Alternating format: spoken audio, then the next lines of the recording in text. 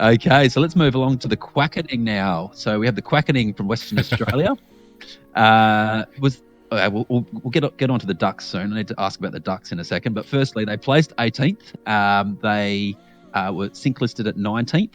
We had Plank, the BMW, Elmo, Squids, Stinky, and Tech Deck 205. What can you say about the quackening? Was their little rubber ducky game as good as previous years?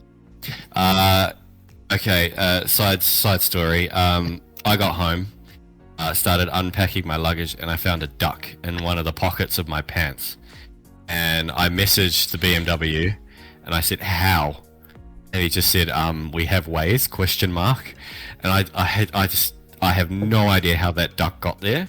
I don't remember taking it away from presentation night. It just turned up.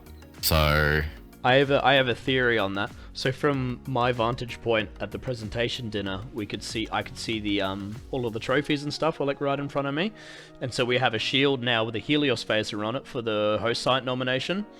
So obviously New Zealand won 2024 Nats. And yeah, from where I was, I could see they'd shoved a rubber ducky into like the red Gundam with like the phaser. So I do remember that. Another side story. When we're coming back through customs, we got stopped to have the trophy looked at, and I remember Lycan held it up, and she's like, "Oh, there's a duck in here." And I was like, "Really?" And I was like, "Oh yeah," but it wasn't the one that came out of my luggage. So again, I don't know, but great bunch of people to play with there. Yes. Well, I'm still finding rubber duckies after the rumble, so they just pop up. I just cleaning out a new shelf that I haven't cleaned for a while, and there's another rubber ducky. So yeah, it'll keep happening. You'll probably find other pants with rubber duckies in them soon. But anyway, we should talk about laser tag as well. Oh yeah, sorry. Yeah. So tell us how they structured up and how they played. Plank, huge props to that guy. He was definitely up there in the attacking game. BMW was more of a floating. I think he was more of a floating player this year because I saw him on attack and defense as well. Another one to mention was Elmo as well. He was more of a defensive player, but his comms with his teammate, they played a really great defensive game, and when it came to attacking, again, they were definitely one of those teams that you just don't underestimate because they had the packs there, and obviously with the BMW being a very experienced player, he reads the game quite well, and I'm not sure if he was running the games or not, but they were just capitalizing on dumps. They were capitalizing on teams that were going off to this base or to that base, and their structure was quite good, and I think they're one of the teams that did one of the highest climbs on the last day they climbed 4 spots. Yeah, one of the top teams that climbed the highest, I think. Yeah. Sorry, my cat's annoying me. That's okay.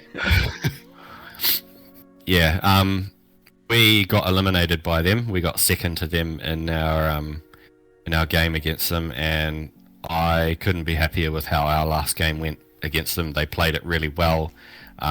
They countered the game that we played to a T, basically, and Deck was definitely one of the leading forces up there with their team structure. He was just everywhere he needed to be.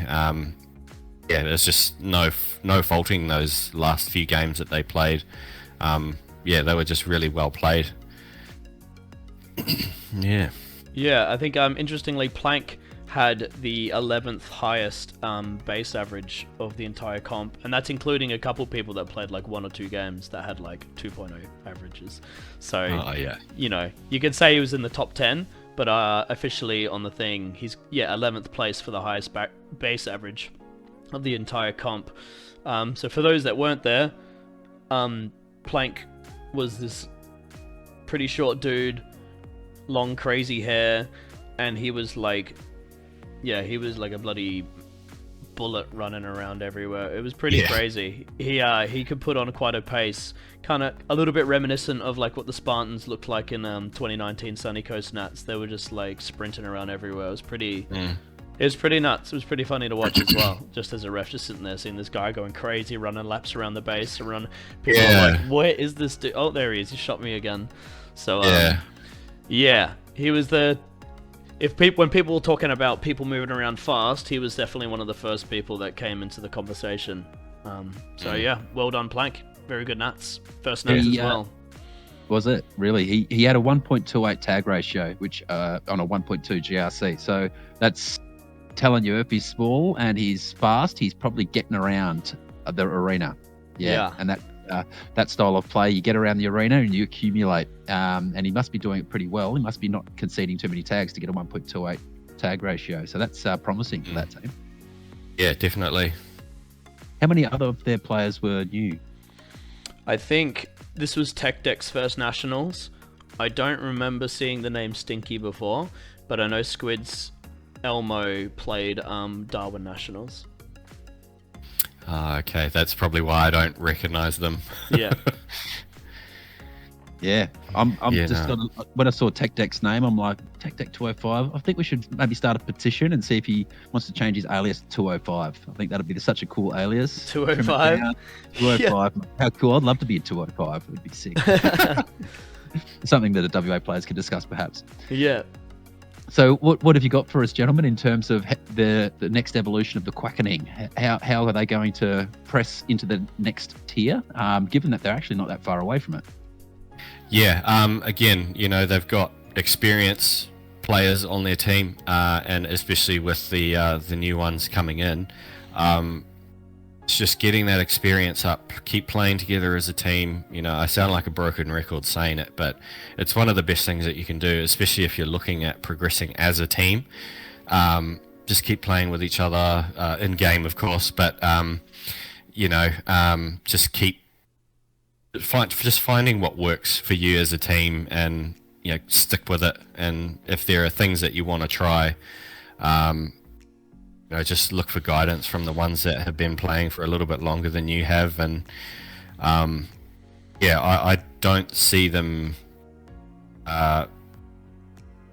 coming worse as a team if they do decide to stick together. I think it can only just go up from here for them. Yeah, I'm pretty sure I sat the one game that we versed these guys, so I actually have almost zero things to really say, and I don't think I refed any of their games either. So yeah, just other than the generic, keep on playing. If you can stick as a team, that's always good, because once you get that first Nats with a team, like you have a really good idea on like the direction you need to go in terms of literally everything. So yeah, I don't have anything to say other than the generic. Just keep playing, and yeah, if you can stick as a team, that'd be cool. And you've got to admire the WA players as well for the, having to overcome the pack differential coming from a laser forced community and having to pick up a brand new system, and a system that doesn't really replicate their system at all. At least in the old days, we always had the one system behind the current system every time we went to nationals for like the first 10 or 15 years. But at least we were playing on zone systems. These guys are actually having to completely convert from 3 shots a second to 2 and a whole bunch of other things. So you got to really admire the fact that they can do that. They can still come to perform, have a climb on finals day. They had 2 players over 1 GRC. So as the guys said, just more practices is going to send you guys high. Yeah. I mean, another thing I can add too is just getting their swaps cleaner as well. Obviously, with Plank getting out there first and getting his bases, it comes down to, swapping out or however they're playing it, just getting it a lot crispier and a lot more cleaner. One of the only bottom 8 teams that I could tell that were base counting as well. And for those that don't know, that means once your base has been taken, they remember the color that took that base and how many times it's gone down, so they can construct a strategy based off of that information. So yeah, again, it just comes down to a little bit more experience with everyone, and just getting the swaps cleaner as well. Yep. And WA have got a rich history of being strategically very good. Like they've had, through that 2007, excuse me, through to 2012, where they just kind of won everything. That knowledge is all kind of still lingering in the community. So these new players from WA have got good credentials, essentially, in being able to pick up what they need to pick up to progress up the ladder. So yeah, hopefully they are going to return and join us in Hobart. Yeah, All right. definitely a team I love playing against, inside and outside of the maze as well. Well, I'm sure the Tassie guys want their fair share of little rubber duckies lying around the arena in various spaces through the side as well. So